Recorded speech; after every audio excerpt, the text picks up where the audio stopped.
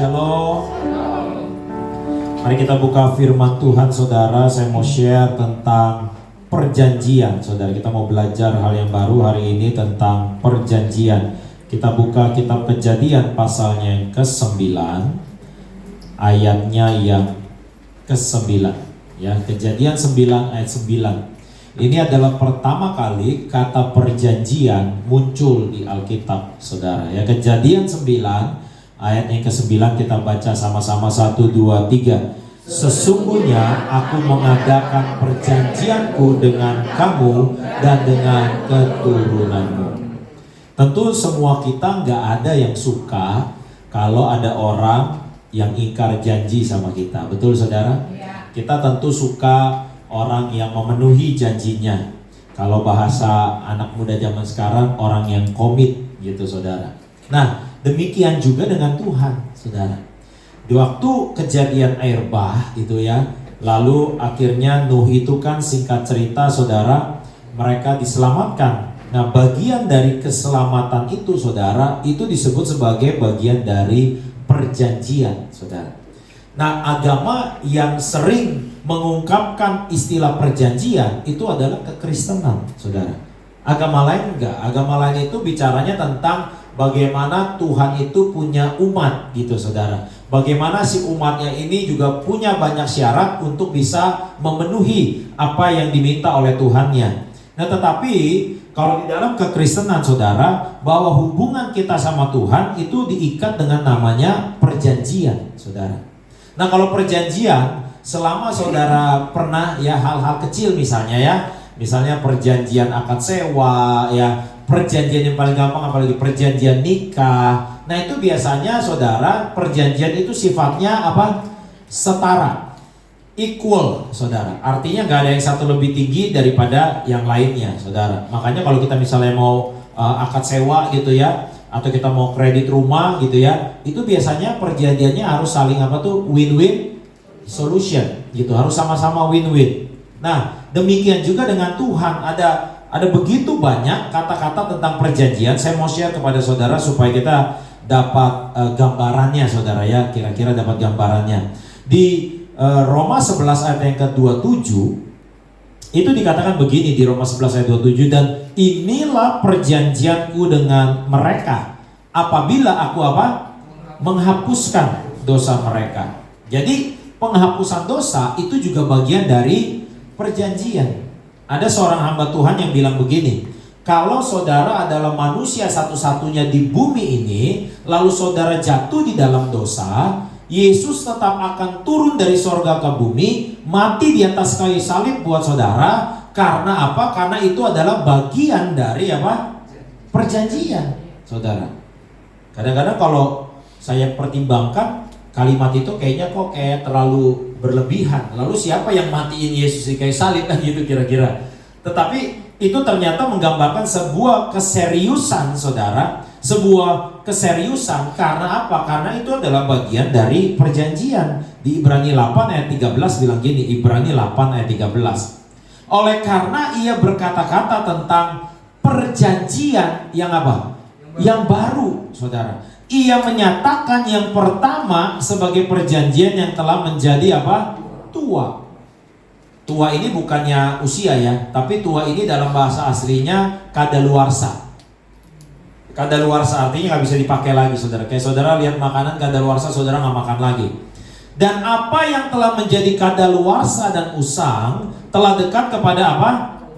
Kemusnahannya, saudara. Telah dekat kepada kemusnahannya. Nah, apa maksudnya ini, saudara? Apa maksudnya udah tua, nggak lagi ini, saudara? Karena di bagian kitab yang lain dikatakan bahwa perjanjian yang pertama itu perjanjian lama, ya, itu tidak terlibat adanya darah yang tercurah, saudara.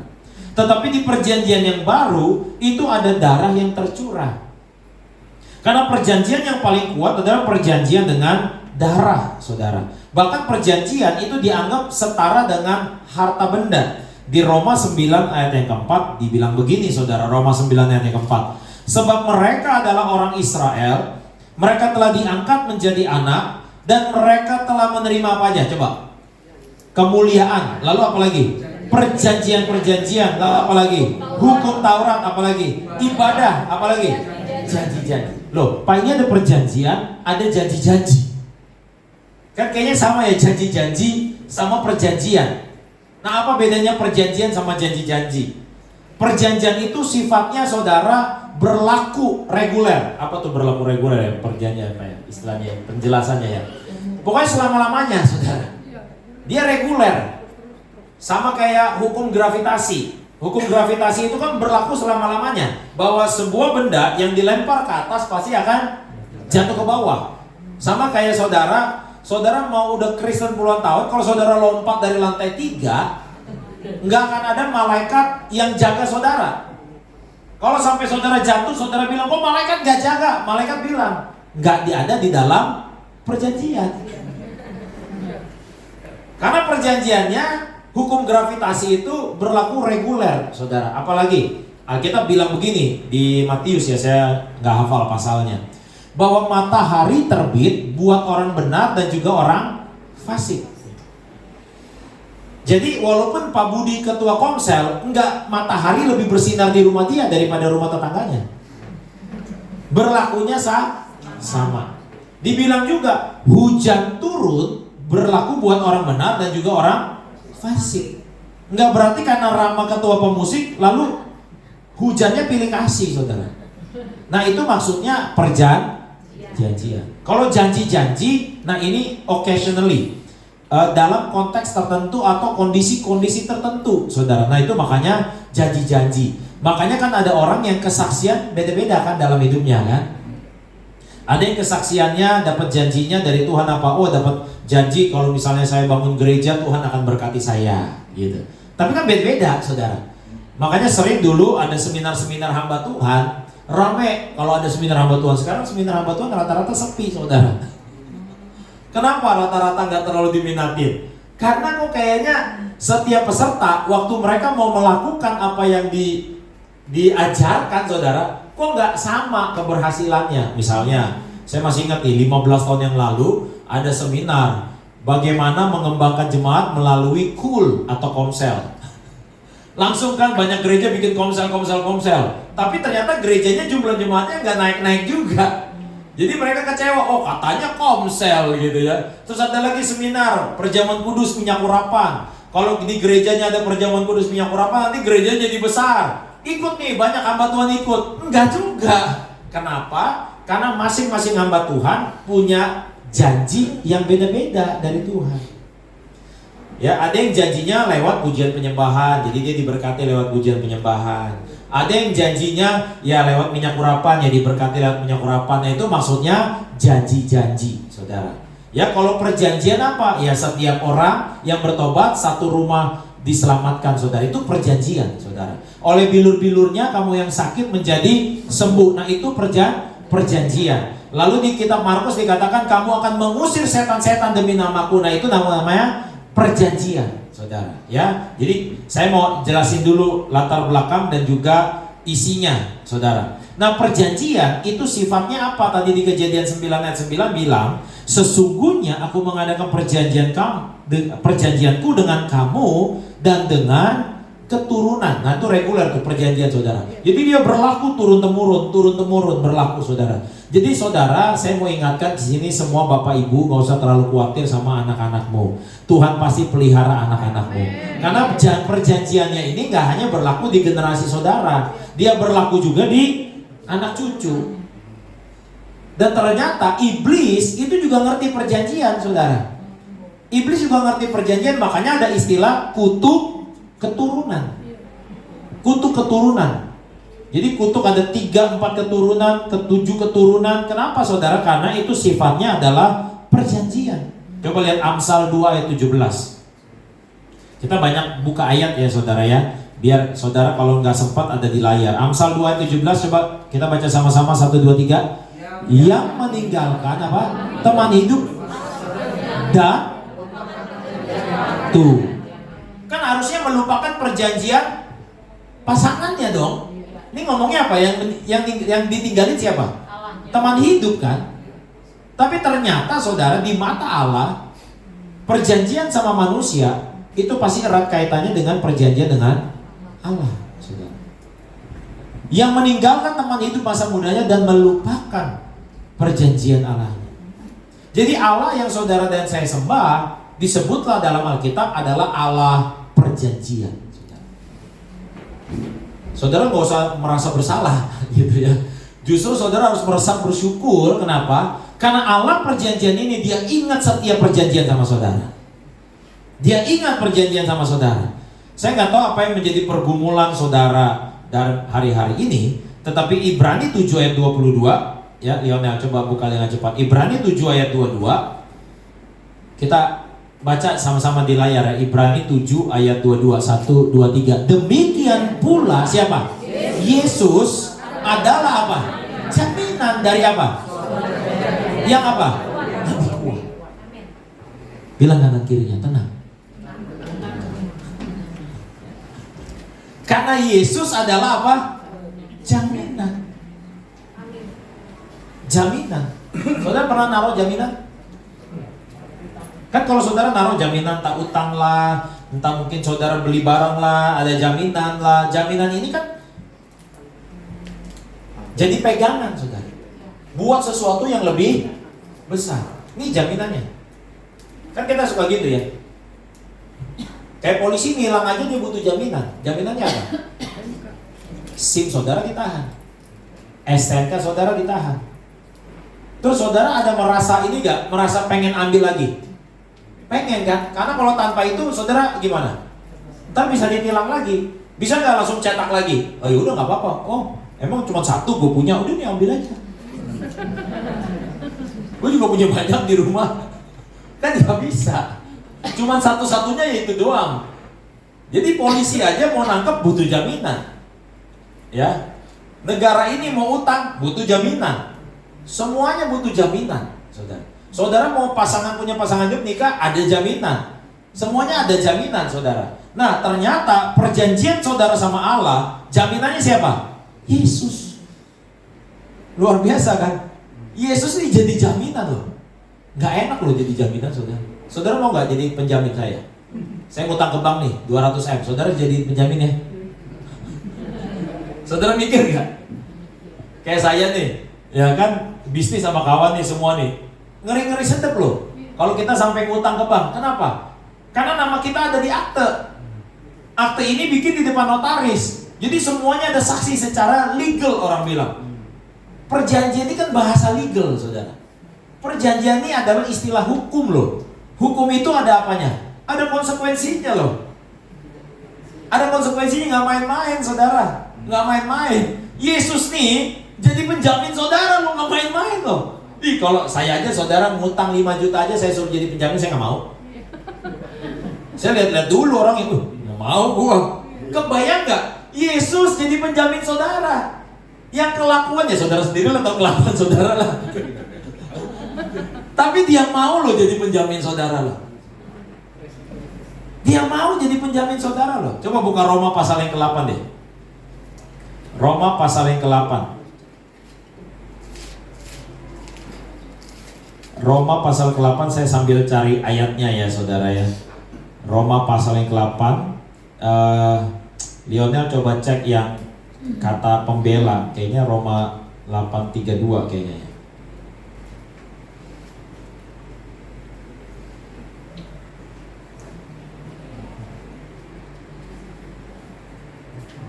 Oh, 34. Roma 8:34. Kristus Yesus yang telah mati, bahkan lebih lagi yang telah bangkit, yang juga duduk di sebelah siapa? Kanan Allah, yang malah jadi apa? Pembela. Pembela di sini juga istilah hukum. Karena bahasa aslinya adalah pengacara.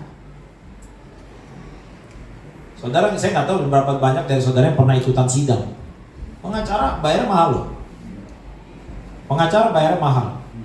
Saya ada kawan mau bercerai aja ya. Saya kasih ke LBH Gereja Bethel Indonesia. Kan itu LBH, Lembaga Bantuan Hukumnya gratis katanya. Saya tawar ini ke LBH ini aja nih, GBI punya LBH pengacara-pengacara gratis. Tapi ternyata kalau perceraian enggak. Perceraian gue dibayar. Lo tau bayarnya berapa? 20 juta. Tuh makanya mau cerai 20 juta siapin duit. 20 juta loh, mahal loh saudara. Ini pengacara pembela buat saudara nih. Kira-kira kasus hukum saudara sama Tuhan apa? Banyak loh. Banyak loh. Yang ketahuan gembala sama yang gak ketahuan gembala. Yang ketahuan pasangan, yang gak ketahuan pasangan. Ya. Makanya kenapa setan itu selalu menuduh kita tiap hari, kata Alkitab kan, siang dan malam. Kenapa? Tuhan terus baik sama saudara, setan protes. Tuhan, gak benar nih. Ini gak benar nih.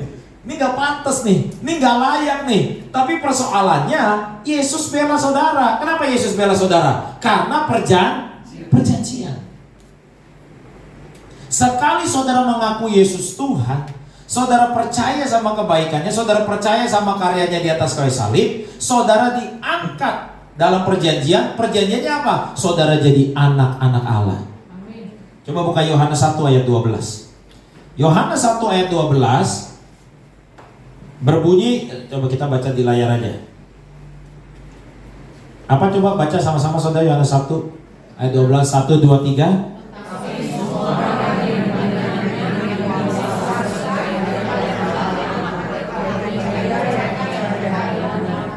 Tuh.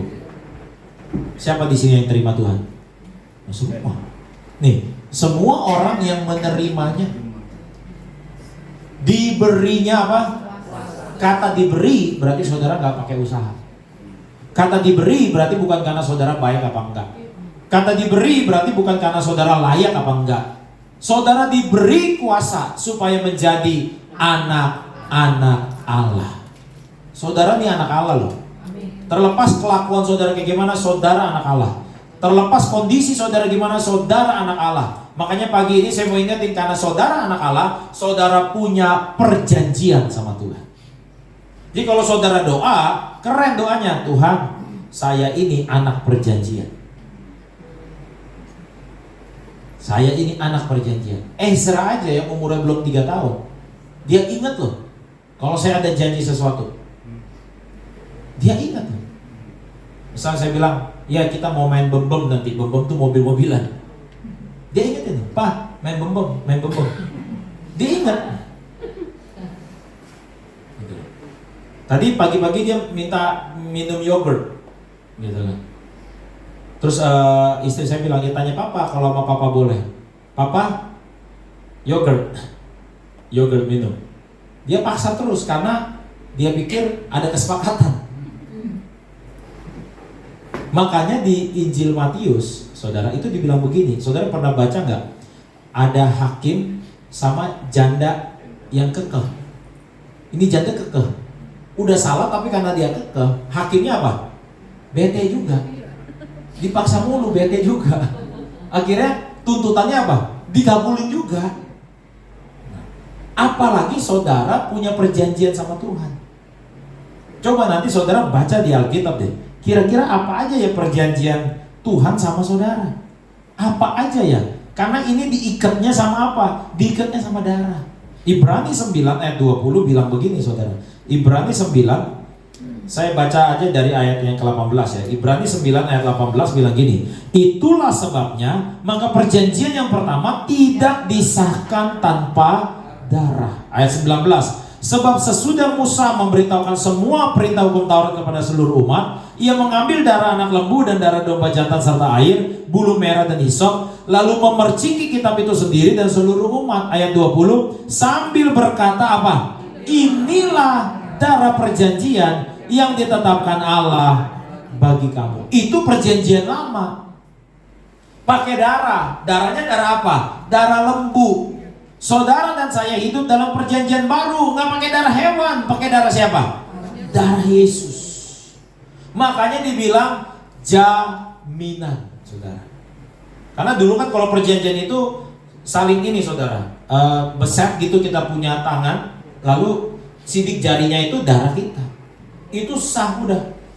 Itu terikat udah sampai turun temurun, saudara. Turun temurun, saudara. Di ayat Ibrani 9 ayat 22 dibilang gini, dan hampir segala sesuatu disucikan menurut hukum Taurat dengan darah, dan tanpa penumpahan darah tidak ada pengampunan.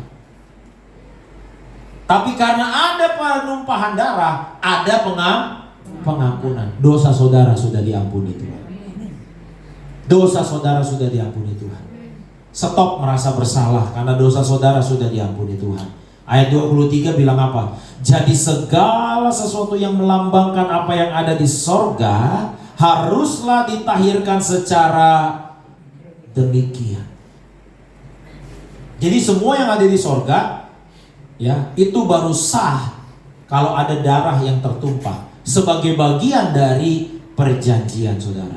Saya bersyukur darah Yesus tertumpah buat saya, buat saudara, sehingga kita semua akhirnya dilayakkan masuk surga. Kenapa? Karena ada darah perjanjian itu. Kemarin saya dengar kesaksian seorang hamba Tuhan namanya Pendeta Beni Solihin. Si Pendeta Beni Solihin ini satu ketika dia lagi melayani di sebuah kota, lalu diajak oleh majelis setempat, saudara, untuk berdoa buat seorang jemaat yang sakit, saudara. Nah, jemaat ini sakit sudah 1 tahun, saudara, kena penyakit yang ganas. Lalu semua sekeluarganya berpikir dengan kehadiran Pendeta Beni Solihin ini mau didoakan buat kesembuhan. Lalu apa yang terjadi, saudara? Pendeta Beni Solihin tanya sama yang sakit, namanya Pak Simanjuntak. Pak Simanjuntak mau didoakan apa? Saya mau didoakan supaya saya pulang ke rumah Bapak. Saya udah gak mau didoain sembuh, gitu ya. Lalu si Pak Beni ini nanya sama si Pak Simanjuntak, emang Pak Simanjuntak sudah yakin akan masuk surga?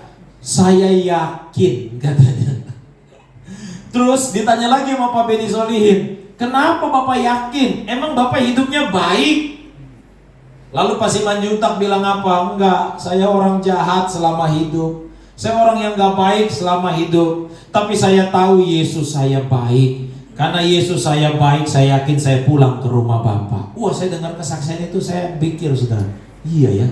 Tentu di akal manusia gak masuk akal, orang lu gak baik kok gimana masuk surga. Tapi kalau kita bicara tentang perjanjian, saudara, bahwa waktu saudara percaya Yesus, saudara diberinya kuasa menjadi anak-anak Allah. Nah, masalahnya kalau saudara diberi, saudara terima, sah gak?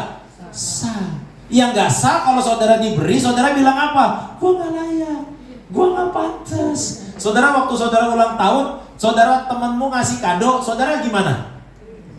Ambil dong, thank you. Ada gak saudara dikasih kado, saudara bilang, aku gak layak. Ini kalung, gue beliin lu kalung nih, bagus nih. Gue beliin lu kalung nih. Aduh, aku gak layak. Ini Frank & Co loh, aku gak layak. Terus teman saudara gimana? Ya udah, kalau nggak mau gue aja. Makanya saudara, perjanjian ini diikat. Ikatannya apa? Nah, ini menarik banget, saudara. Ini menarik banget, saudara. Yang udah baca Alkitab sampai selesai, boleh angkat tangan siapa yang udah baca Alkitab sampai selesai? Kejadian sampai Wahyu. Nah, saudara pasti belum baca ini, saudara. Saudara pasti ngerasa saudara belum baca ini. Sebentar, ini ada di Hosea 6. Kita buka Hosea 6. Hosea pasalnya yang ke-6. Ayatnya, sebentar, saya buka Alkitab saya, saudara, biar gak ketinggalan. Hosea 6. Hosea itu sesudah Daniel ya. Jangan saudara bilang, Hosea emang ada nama Hosea.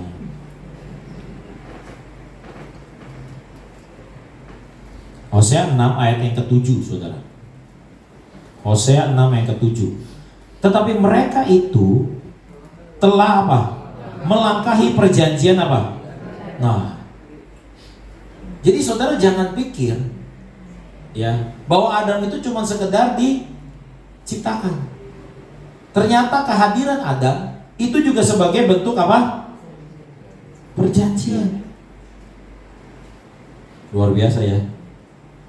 Jadi Adam itu pun itu sebagai bagian dari perjanjian. Zakaria 11 ayat 7. Buka Zakaria 11 ayat 7. Sebelum kita perjamuan kudus, ada masih 2-3 ayat lagi, saudara. Zakaria 11 ayat 7. Kita boleh baca sama-sama 1, 2, 3. Maka aku menggembalakan domba-domba sembelihan itu untuk pedagang-pedagang domba. Aku mengambil berapa? 2 tongkat. Yang satu apa? Yang satu tersebut kemurahan. Ya, ini stop sampai situ ya. Coba ke Zakaria 11 ayat 10. 11 ayat 10. Kita baca sama-sama, 1, 2, 3. Aku mengambil tongkatku, apa nama tongkatnya? Kemurahan. Kemurahan itu apa? Grace. Kasih karunia. Favor. Sesuatu yang saudara nggak layak, tapi saudara dapat. Pemberian. Kado. Aku mengambil tongkatku kemurahan. Lalu apa? Patahin. Untuk apa? Jadi perjanjian sama Tuhan batal kalau apa? Kalau nggak ada kemurahan, kalau nggak ada kasih karunia, perjanjiannya batal. Tapi sepanjang ada kasih karunia, perjanjiannya nggak bisa batal. Nggak bisa batal, saudara. Keren ya Tuhan ya. Nggak bisa batal. Kok bisa? Ada 2 tongkat. Satu tongkatnya namanya kemurahan, satu tongkatnya namanya ikatan. Dari 2 tongkat ini, mana yang bisa batalin perjanjian kalau tongkatnya dipatahin? Nama tongkatnya kemurahan. Ayo yang udah baca Kejadian sampai Wahyu, nggak pernah baca ayat ini?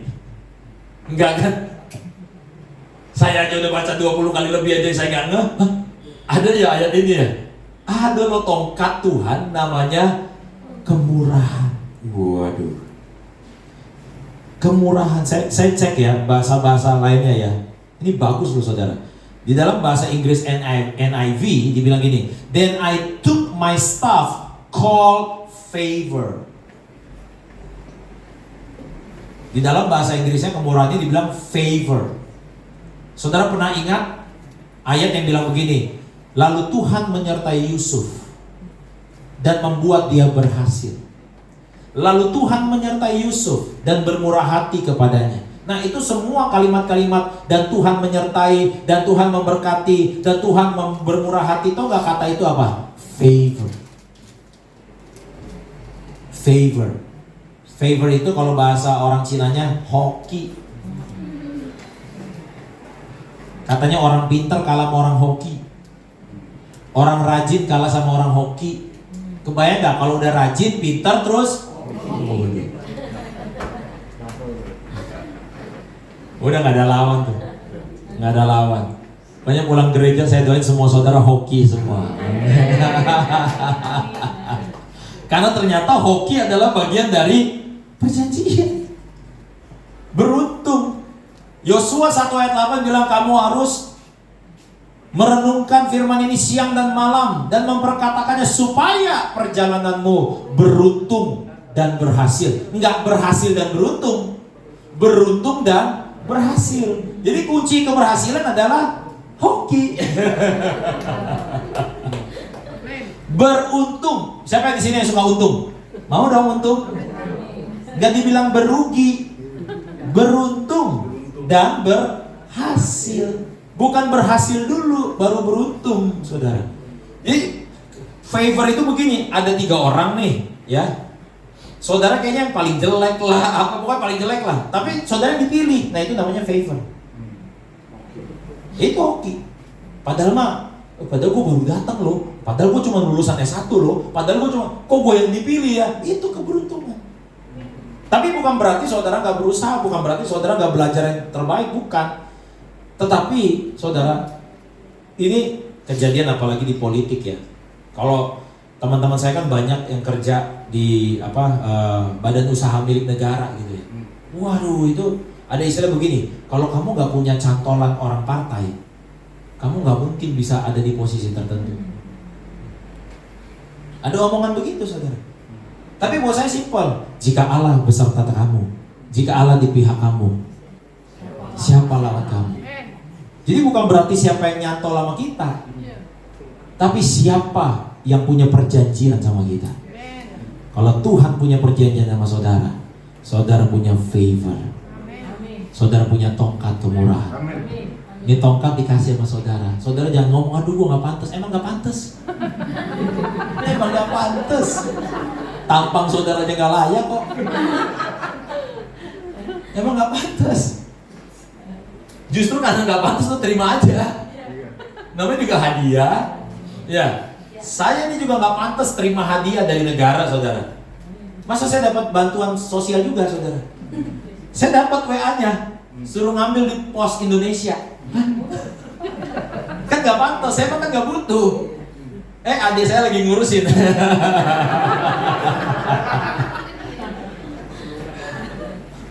Tinggal kurang satu data, kartu jam sostek. Saya juga nggak tahu taruh di mana jam sosteknya. Adik saya udah sini cepetan bang, cepetan. Udah nggak tahu lah, taruh biarin aja lah. Angus aja lah, orang nggak pantas terima.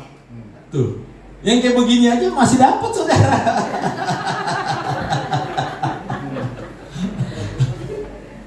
Saya punya partner bisnis sering bilang gini, lu mah hokinya banyak. Ya ambilin aja. Saya kalau ikut turnamen golf dimanapun saya nggak menang saudara.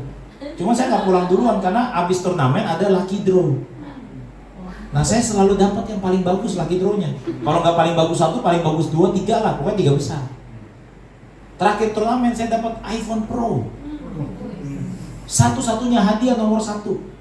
Saya tungguin aja, tahu-tahu disebut nama Junianto Nebaho. Oh. Yang lain menang pegang piala doang, piala nggak bisa dijual. Piala nggak bisa diduitin saudara. iPhone, saya terima turun dari panggung, langsung ada yang bilang, gue bayarin mau nggak? Berapa? Sekian. Saya lihat, wah harganya turun 10%. Ya udahlah, tapi kan langsung cair duitnya. Ya udah transfer. Iya dong. Makanya nih saya mau bilang anak-anak muda. Makanya kalau saudara nikah, kan ada yang tanya, apa boleh nggak nikah beda agama? Aduh, saya simpel aja lah. Kebayang nggak kalau saudara ada kemurahan Tuhan, nikah sama-sama anak Tuhan yang punya kemurahan Tuhan, hokinya double. Hokinya double loh. Kebayang nggak tuh double hoki? Terus punya anak 1, triple hokinya. Yang anaknya 3, hokinya berapa tuh? Makanya dibilang kan, anak cucu orang benar tidak akan meminta-minta roti. Kenapa? Hokinya banyak. Nggak akan minta-minta roti. Pulang dari tempat ini saudara ingat nih, saudara punya perjanjian sama Tuhan. Saudara jangan tanya sama saya, aktenya mana Pak? Aktenya Alkitab. Nih, Kejadian sampai Wahyu ini aktenya saudara. Saudara ini anak perjanjian. Kalau besok saudara jatuh dalam dosa, saudara ada bikin salah, saudara ingat, Tuhan terima kasih ya, ini gua salah tapi gua masih diampuni nih. Kenapa saudara? Tongkat kemurahannya belum dipatahin. Kira-kira kapan dipatahin? Nanti tunggu Yesus datang kali yang kedua. Tapi itu bukan buat kita saudara, karena tongkatnya dia pegang erat-erat. Dia duduk di sebelah kanan Allah Bapa. Dia belain saudara siang dan malam. Dia belain saudara siang. Mari kita bangkit berdiri di hadapan Tuhan. Terima kasih buat kemurahan.